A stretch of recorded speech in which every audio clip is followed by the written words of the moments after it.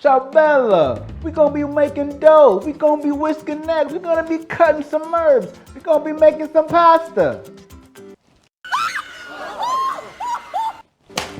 Look out of here, what's the matter with you? We making real pasta. That's an impasta.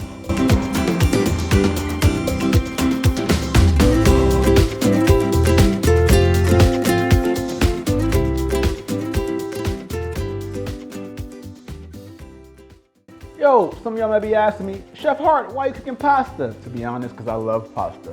I love Italian, I love the heritage, I love the simplicity of pasta, I love the flavors, they're so rich, so simple. Mwah, mamma mia.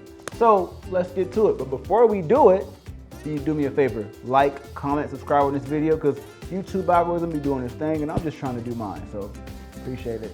Let's rock. All right, first things first, when you're working with fresh pasta, always start your water boiling. Now, when you're working with fresh pasta, remember, make sure you want to salt your water. It needs to be as salty as the ocean. Why, you ask? Because it flavors the pasta. All right, so now we're about to do fresh pasta. Now, don't worry, don't be intimidated. It's some quick, easy steps. Chef Hart's gonna teach you how to make the fresh pasta. So with this flour, we got 2.5 cups of all-purpose flour. Now you're gonna pour your cup of flour onto the work surface and create a well. That's right, a well. You're gonna get 4 room temperature eggs and begin to crack them in the center of that well and slowly begin to give them wicks until they become homogeneous. While your eggs are whisking together, you're gonna begin to slowly add your flour until it becomes a nice, thick, clumpy mess. Then you're gonna use that mess and make a ball of dough. So with that mess that you were making, look at it. The dam's breaking. No, the people of the town. I have a bench scraper, so what I'm using is my bench scraper to firmly make everything come together. And with this, I'm going to knead the dough for about 5 to 10 minutes. Some people do the slap and fold method, but for me, I just like to make sure I'm kneading it enough times until it gets that nice, thick consistency. You'll know when your dough is done when you poke a hole in and it can bounce back. Got that bounce back, y'all. Now that your dough is done, ta-da! Look at that. If your dough's being bad, make sure you give it a little smack, a little bit of spanky.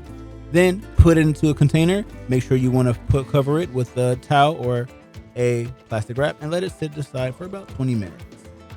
All right, so now you want to get your parsley in here. You know, your fresh herbs. You want to make sure you give them shaving off. Then you want to pick the stems off. No sticks, no stems, no, you know what I'm saying. If you're a fan of Snoop, you already know. Then you're going to give your herbs a little rough chop.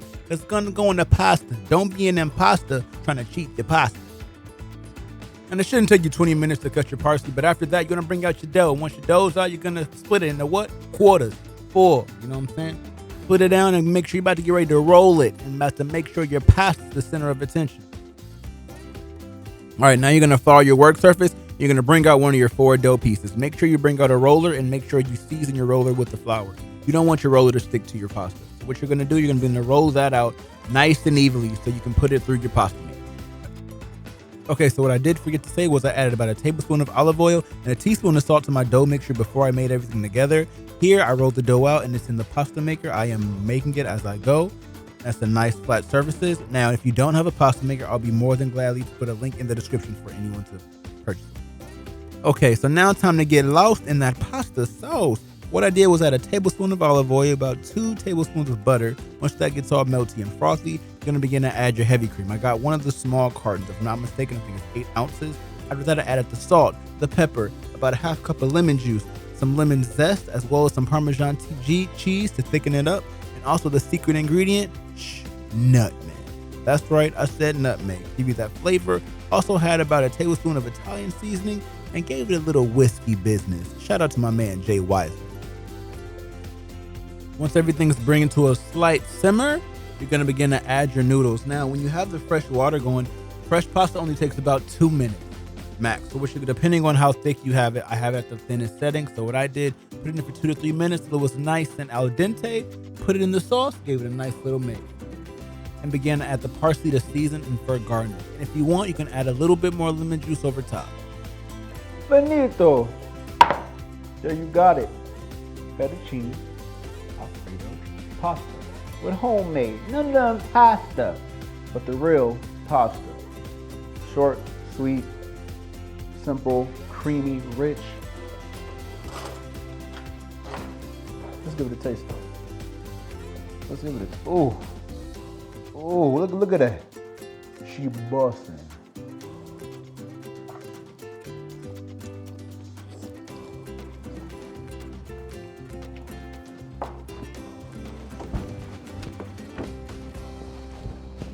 That shit be bussin'. It's creamy, it's rich. That homemade pasta gives you that extra finito taste. It's great. This is right there. Another episode, Cooking with Hart. Finito. Arrivederci. Peace. Don't forget, smash that like button, that subscribe button, and comment. Later.